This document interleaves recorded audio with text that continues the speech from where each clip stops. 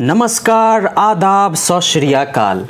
Functions and it's properties से related जो question CSIR 2011 to 2018 में पूछे जा चुके हैं उन्हीं क्वेश्चंस को हम लोग डिस्कस करेंगे। और इन क्वेश्चंस के लिए जो कॉन्सेप्ट्स यूज़ हुए हैं उन कॉन्सेप्ट्स को भी एक जनरलाइज्ड वे में आपके सामने रखेंगे ताकि वो कॉन्सेप्ट बिल्कुल क्लियर हो जाए। And this lesson is also useful for IITjam and DUMSC entrance examination. You can subscribe and like this channel. Okay, तो चलिए शुरू करते हैं आज का पहला क्वेश्चन। CSIR NET दिसंबर 2012 3 मार्क्स का यह क्वेश्चन, जिसमें क्या कह रहा था, let f be a monotonic non-decreasing function. Okay, monotone non-decreasing function which is real valued and its domain is R. Then limit x tends to a, fx exists at each point of a. This is the first option. If a is less than b, then this limit is there. F is unbounded function and the function gx is equals to e to the power minus fx is bounded function. So first of all हम लोग यहाँ पे monotone non decreasing function को समझने की कोशिश करेंगे, graph से देखने की कोशिश करेंगे। और ये जो ऑप्शंस गिवन है, इन ऑप्शंस को या तो हम सही करार देंगे या आपको काउंटर एग्जाम्पल देंगे। तो सबसे पहले जो मोनोटोनिक नॉन डिक्रीजिंग फंक्शन है उसको समझिए। Monotonic non decreasing function, non decreasing मतलब a function which can not decrease, they are either constant or increasing. Okay, so I am going to make a graph here like this. Okay, so you can see that this function, this function, so this function is a non-decreasing function. Why? You can see from here to here the function is increasing. How can you say increasing? And from here to here the function is constant, and from here to here once again the function is increasing. Okay, how can you say whether a function is increasing or not? So there are many criteria. Okay, सबसे पहला तो ये देखिए, जैसे ये x is equals to, मान लीजिए x1 है और ये x is equals to x2 है, तो यहाँ से जो f ऑफ x1 मिलेगा वो ये होगा और f ऑफ x2 मिलेगा वो ये होगा। So we are seeing what? As x2 is greater than x1, then f of x2 is also greater than f of x1. Okay, so as x increases, y also increases. So this kind of function are called increasing function. So from here to here it is strictly increasing, and from here to here it is constant, and from here to here it is strictly increasing. So this function is either increasing or constant or increasing, never decreasing. That's why this kind of function is called monotonic non-decreasing function. Okay, either increasing or constant. So this kind of functions are called a monotonic non-decreasing function.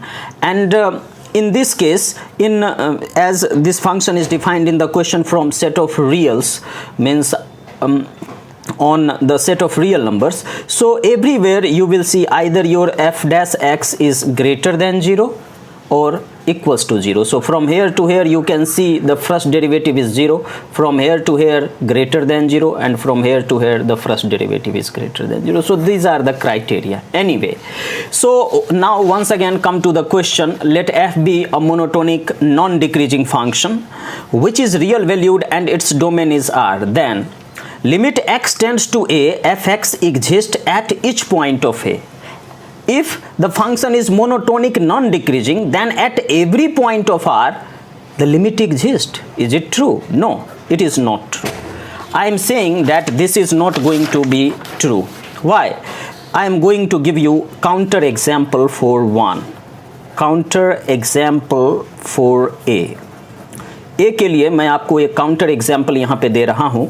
जैसे आप F X is equals to box X ले लीजिए, step function ले लीजिए, तो इस function का graph आपको 11th में ही बताया जाता है, दिस, ठीक है, all right, this is the graph of the function.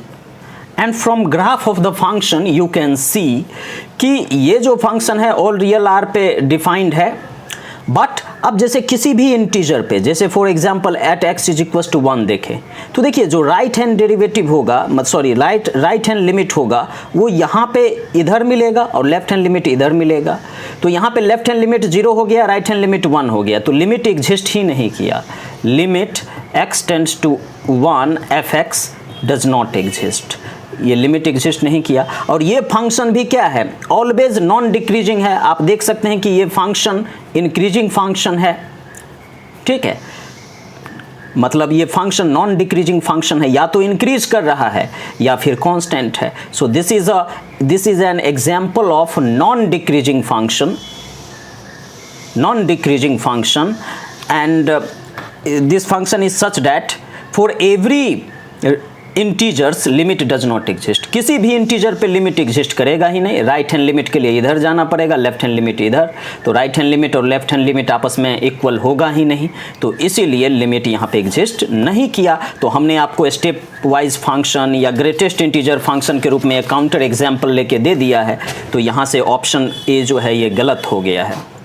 Option B के लिए बात करें, if A is less than B, A less than B है, then limit x tends to a plus, so right hand limit at x is equals to a fx is less than or equal to x belongs to x tends to b minus fx। तो ये statement बिल्कुल सही है, क्योंकि मान लीजिए कि हम अगर बात करते हैं x is equals to a and x is equals to b, ठीक है, तो यहाँ से जो लेफ्ट हैंड लिमिट मिलेगा, b के जस्ट लेफ्ट में जो लिमिट मिलेगा वो यहाँ से ये वैल्यू देगा ऑलमोस्ट, एंड ए के जस्ट राइट में जो वैल्यू मिलेगा, ए के जस्ट राइट में जो वैल्यू मिलेगा वो ये वैल्यू मिलेगा, ठीक है, ये y मिलेगा आपको।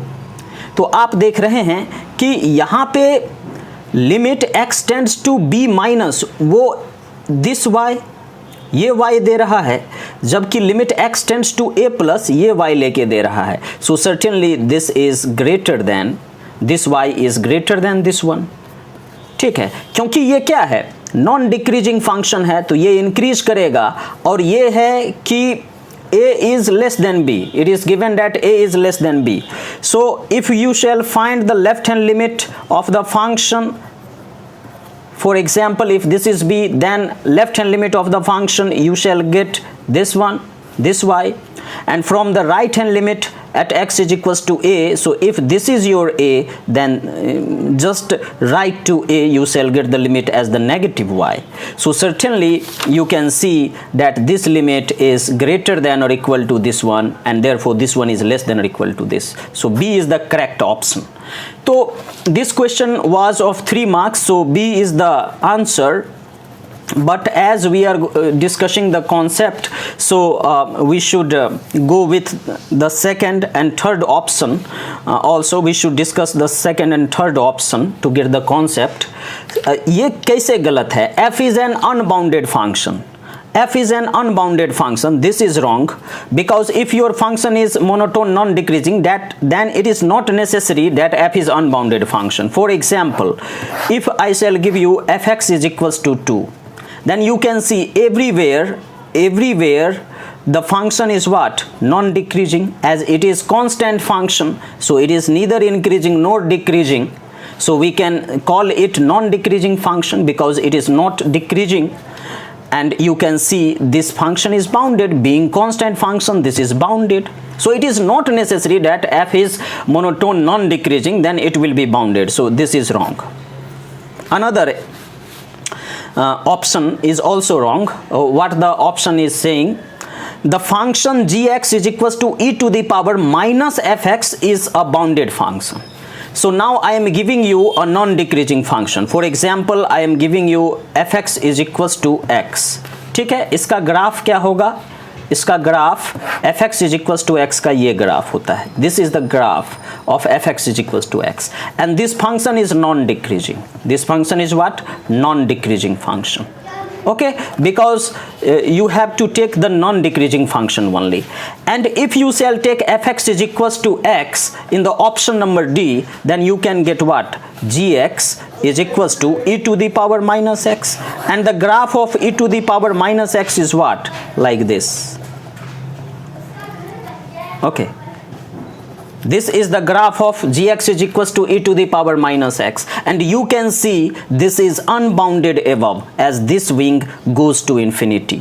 तो इस तरीके से आप देख रहे हैं कि ये एक अनबाउंडेड फंक्शन है, जबकि ऑप्शन में गिवन था the function gx is equals to e to the power minus fx is a bounded function, but we have taken a non-decreasing fx as x and we are seeing gx is equals to minus x. From graph you can see it is an unbounded function.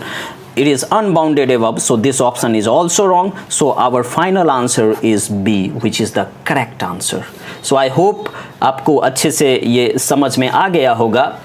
अब हम CSIR UGC NET जून 2015 का ये question discuss करेंगे. ये बहुत ही साधारण सा question है, लेकिन इसमें जो रिजल्ट है उसको भी याद रखना चाहिए.